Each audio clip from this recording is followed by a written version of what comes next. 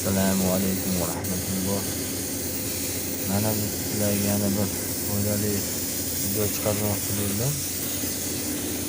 5+1 грунтовкаdan keyin odatiy holatda ishqalashga oson, chala joylarni bilish uchun ba'zi sifat foydali bo'ladi. Ba'zilar buni bilar, bilmaganlar uchun foydali maslahatda aytib qo'yay dedim-da. 5+1dan keyin ba'zani yo'qqa sepib qo'ysak bo'ldi, boshqa narsa artamaydi. Uni zarari ham yo'q, faqat foydasi bor. Ko'rishingiz mumkin. Ishqalaganlarni bu banki bilan ishqalanadi.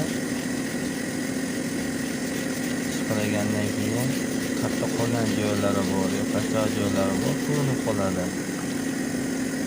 Qo'l bilamiz, bu banki bilan ishqalaganda chala joylar, ishqalanmagan joylari o'sha ya'ni ko'rinib qoladi, ba'zi qolib ketadi.